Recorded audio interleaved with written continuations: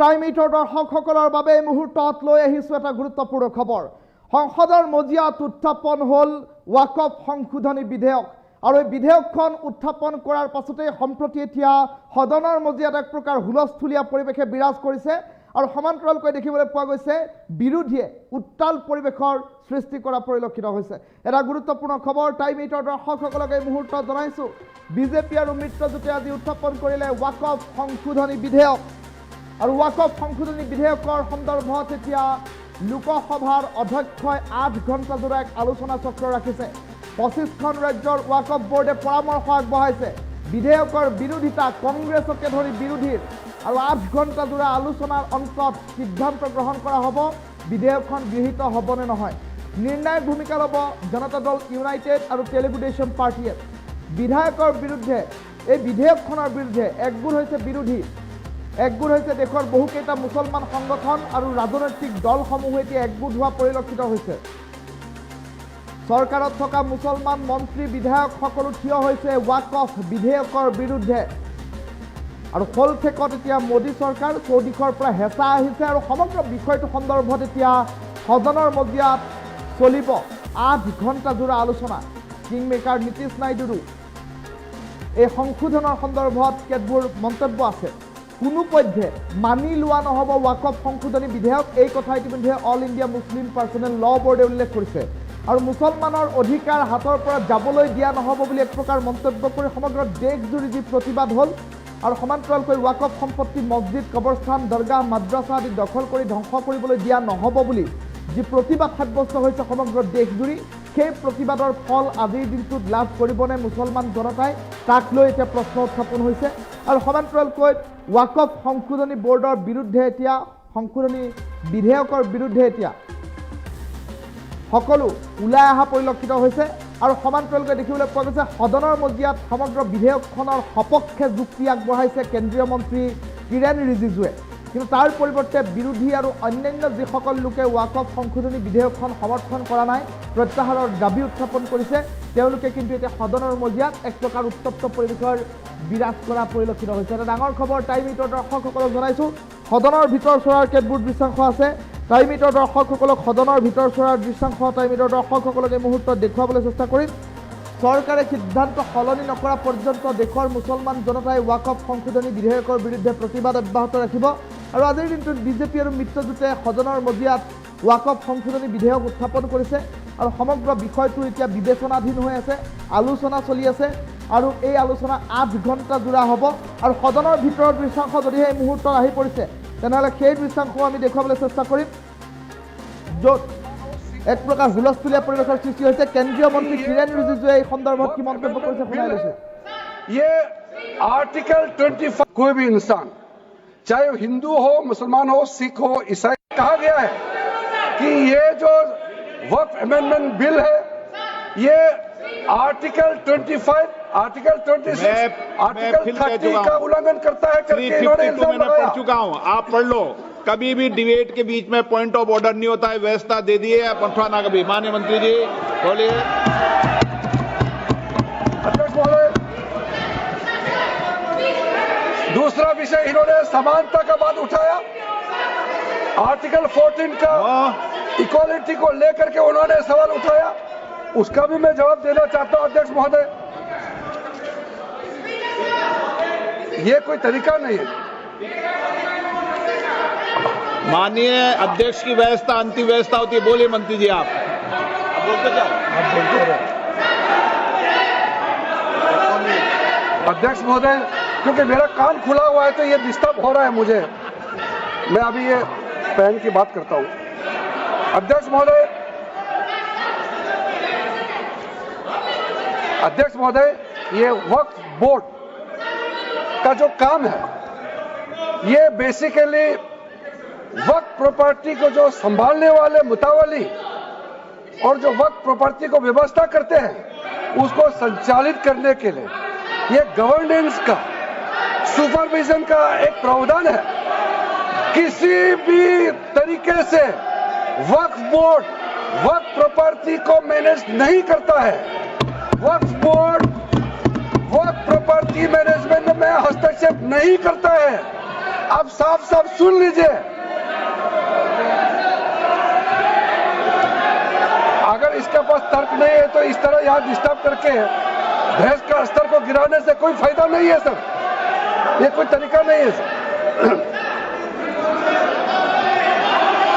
बोलते जाओ सर, वक्फ बोर्ड का क्रिएट करना एक जो वाकिफ होता है, जो अपना विलिंगली वक्फ क्रिएट करता मैंने है। व्यवस्था दे दी है, आप जब समय हो तो बोले नो, प्लीज बैठिए, ये तरीका ठीक नहीं है आपका, बैठिए आप। नो, बैठिए माननीय मंत्री जी। सूची है 2013 की प्रॉपर्टी हाँ, है। निकाल बताना सूची मंगा के देते कहते भी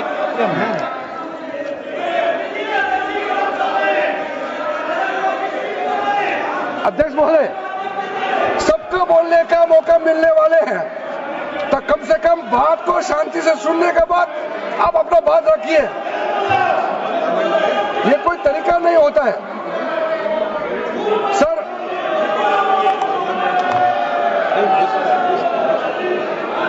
अध्यक्ष महोदय, ये जो उन्होंने गुमराह करने का कोशिश किया गया है, ये मैं कुछ केसेस आपको बताना चाहता हूं सर। आप देखिए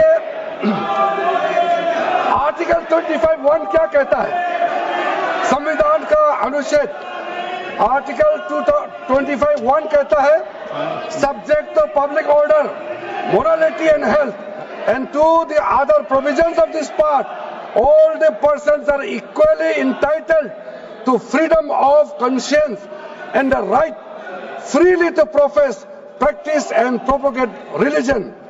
सर, गवर्नमेंट किसी भी धार्मिक व्यवस्था को, किसी भी रिलीजियस इंस्टीट्यूशन, कोई धार्मिक काम में हस्तक्षेप करने नहीं जा रहा है, ना ही वक्फ बोर्ड किसी धार्मिक स्थल का व्यवस्था में कोई भी तरीके से हाथ डालने का प्रावधान है, बिल्कुल नहीं है सर। आप अगर हम कोई नमाज, सर ये क्या झूठ बोल रहे हैं, ये कॉन्स्टिट्यूशन, हम कॉन्स्टिट्यूशन का प्रावधान पढ़ रहे हैं फिर भी झूठ बोल रही है, ये कॉन्स्टिट्यूशन को नहीं मानते हैं सर। किसी मस्जिद का मैनेजमेंट को हम हस्तक्षेप करने का कोई इसमें प्रावधान नहीं लिया जा रहा है। एक मिनट माननीय सदस्य, आप भारत की संसद में बैठे हो, गरिमा मर्यादा बनाए रखो, बैठे बैठे टिप्पणी मत करो। हाँ, आपको जब मौका मिलेगा आप अपनी बात कहना, बैठे बैठे टिप्पणी नहीं कर सकते, ये संसद की मर्यादा नहीं है, ऐसे नहीं चलेगा सदन। सदन व्यवस्था नियम से चलेगा। किसी भी व्यक्ति को बैठे बैठे कोई भी सदस्य जो बोल रहा हो उसके बीच में टिप्पणी करने का अधिकार नहीं है। माननीय मंत्री जी। अध्यक्ष महोदय जी, ये वक्फ बोर्ड का जो प्रावधान किसी मस्जिद, किसी मंदिर, किसी धार्मिक स्थल का व्यवस्था का कोई लेना देना नहीं है, ये सिंपली एक प्रॉपर्टी का मैनेजमेंट का विषय है। ये कोई मुसलमान अपना ज़कात देता है, फितरा देता है, उसको हम पूछने वाला कौन होते हैं? ये आपका धार्मिक भावना से जुड़े हुए चीज है, उसमें सरकार का कोई लेना देना नहीं है। लेकिन ये वक्फ प्रॉपर्टी का मामला है, कोई भी इंसान, चाहे वो हिंदू हो, मुसलमान हो, सिख हो, ईसाई, कहा गया है कि ये जो वक्फ अमेंडमेंट बिल है, ये आर्टिकल 25, आर्टिकल 26, आर्टिकल 30 का उल्लंघन करता है करके इन्होंने इल्जाम मैंने लगाया। पढ़ चुका हूं, आप पढ़ लो। कभी भी डिबेट के बीच में पॉइंट ऑफ ऑर्डर नहीं होता है, व्यवस्था दे दी है, पंथवा ना कभी। माननीय मंत्री जी बोलिए। अध्यक्ष महोदय, दूसरा विषय इन्होंने समानता का बात उठाया, आर्टिकल 14 का इक्वालिटी को लेकर के उन्होंने सवाल उठाया, उसका भी मैं जवाब देना चाहता हूं अध्यक्ष महोदय। ये कोई तरीका नहीं है। माननीय अध्यक्ष की व्यवस्था अंतिम व्यवस्था होती है। बोलिए मंत्री जी आप बोलते जाओ। अध्यक्ष महोदय, क्योंकि मेरा कान खुला हुआ है तो ये डिस्टर्ब हो रहा है मुझे। मैं अभी ये फैन की बात करता हूं। अध्यक्ष महोदय, ये वक्फ बोर्ड का जो काम है, ये बेसिकली वक्फ प्रॉपर्टी को जो संभालने वाले मुतावली और जो वक्फ प्रॉपर्टी को व्यवस्था करते हैं उसको संचालित करने के लिए ये गवर्नेंस का, सुपरविजन का एक प्रावधान है। किसी भी तरीके से वक्फ बोर्ड वक्फ प्रॉपर्टी को मैनेज नहीं करता है। वक्फ बोर्ड वक्फ प्रॉपर्टी मैनेजमेंट में हस्तक्षेप नहीं करता है। आप साफ साफ सुन लीजिए। अगर इसके पास तर्क नहीं है तो इस तरह यहां डिस्टर्ब करके बहस का स्तर को गिराने से कोई फायदा नहीं है सर। ये कोई तरीका नहीं है सर। बोलते जाओ। सर, वक्फ बोर्ड का क्रिएट करना एक जो वाकिफ होता है, जो अपना विलिंगली वक्फ क्रिएट करता मैंने है। व्यवस्था दे दी है। आप जब समय हो तो बोले नो, प्लीज बैठिए। ये तरीका ठीक नहीं है आपका। बैठिए आप। नो, बैठिए। माननीय मंत्री जी, सूची है 2013 की प्रॉपर्टी हाँ, है। निकाल बताना सूची मंगा के देते कहते भी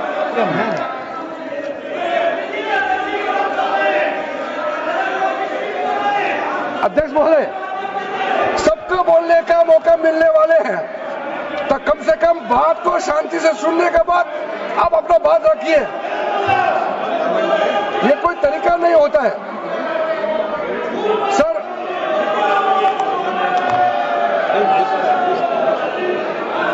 अध्यक्ष महोदय, ये जो उन्होंने गुमराह करने का कोशिश किया गया है, ये मैं कुछ केसेस आपको बताना चाहता हूं सर। आप देखिए आर्टिकल 25(1) क्या कहता है। संविधान का अनुच्छेद आर्टिकल 25(1) कहता है, subject to public order, morality and health, and to the other provisions of this part, all the persons are equally entitled to freedom of conscience and the right freely to profess, practice and propagate religion. Sir, government किसी भी धार्मिक व्यवस्था को, किसी भी religious institution, कोई धार्मिक काम में हस्तक्षेप करने नहीं जा रहा है। ना ही वक्फ बोर्ड किसी धार्मिक स्थल की व्यवस्था में कोई भी तरीके से हाथ डालने का प्रावधान है, बिल्कुल नहीं है सर। आप अगर हम कोई नमाज, सर ये क्या झूठ बोल रहे हैं। ये कॉन्स्टिट्यूशन, हम कॉन्स्टिट्यूशन का प्रावधान पढ़ रहे हैं फिर भी झूठ बोल रहे हैं। ये कॉन्स्टिट्यूशन को नहीं मानते हैं सर। किसी मस्जिद का मैनेजमेंट को हम हस्तक्षेप करने का कोई इसमें प्रावधान नहीं लिया जा रहा है। एक मिनट माननीय सदस्य, आप भारत की संसद में बैठे हो, गरिमा मर्यादा बनाए रखो। बैठे बैठे टिप्पणी मत करो। हाँ, आपको जब मौका मिलेगा आप अपनी बात कहना। बैठे बैठे टिप्पणी नहीं कर सकते। ये संसद की मर्यादा नहीं है। ऐसे नहीं चलेगा सदन। सदन व्यवस्था नियम से चलेगा। किसी भी व्यक्ति को बैठे बैठे कोई भी सदस्य जो बोल रहा हो उसके बीच में टिप्पणी करने का अधिकार नहीं है। माननीय मंत्री जी। अध्यक्ष महोदय जी, ये वक्फ बोर्ड का जो प्रावधान किसी मस्जिद, किसी मंदिर, किसी धार्मिक स्थल का व्यवस्था का कोई लेना देना नहीं है। ये सिंपली एक प्रॉपर्टी का मैनेजमेंट का विषय है। ये कोई मुसलमान अपना ज़कात देता है, फितरा देता है, उसको हम पूछने वाला कौन होते हैं? ये आपका धार्मिक भावना से जुड़े हुए चीज है, उसमें सरकार का कोई लेना देना नहीं है। लेकिन ये वक्फ प्रॉपर्टी का मामला है। कोई भी इंसान, चाहे वो हिंदू हो, मुसलमान हो, सिख हो, ईसाई, कहा गया है कि ये जो वक्फ अमेंडमेंट बिल है, ये आर्टिकल 25, आर्टिकल 26, आर्टिकल 30 का उल्लंघन करता है करके इन्होंने इल्जाम मैंने लगाया। पढ़ चुका हूं, आप पढ़ लो। कभी भी डिबेट के बीच में पॉइंट ऑफ ऑर्डर नहीं होता है, व्यवस्था दे दी है पठवाना कभी। माननीय मंत्री जी बोलिए।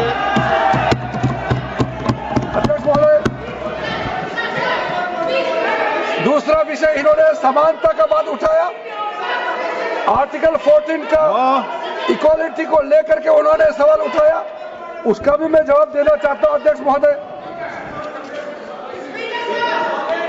ये कोई तरीका नहीं है। माननीय अध्यक्ष की व्यवस्था अंतिम व्यवस्था होती है। बोलिए मंत्री जी आप बोलते जाओ। अध्यक्ष महोदय, क्योंकि मेरा कान खुला हुआ है तो ये डिस्टर्ब हो रहा है मुझे। मैं अभी ये पहन की बात करता हूं। अध्यक्ष महोदय,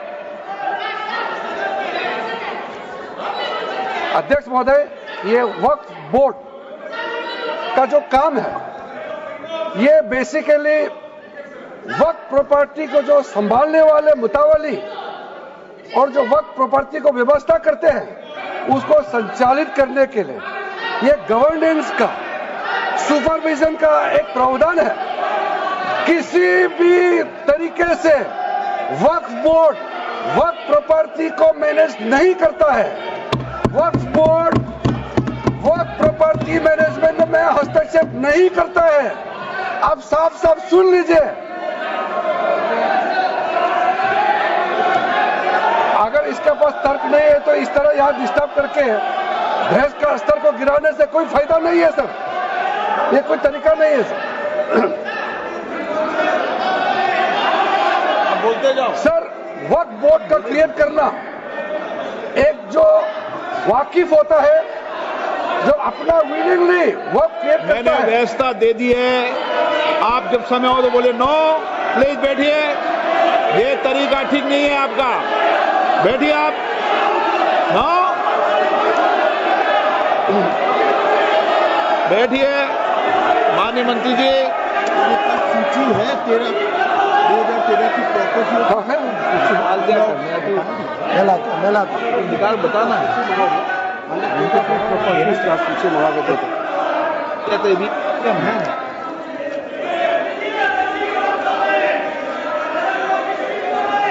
अध्यक्ष महोदय, सबको बोलने का मौका मिलने वाले हैं, तो कम से कम बात को शांति से सुनने के बाद आप अपना बात रखिए। ये कोई तरीका नहीं होता है सर।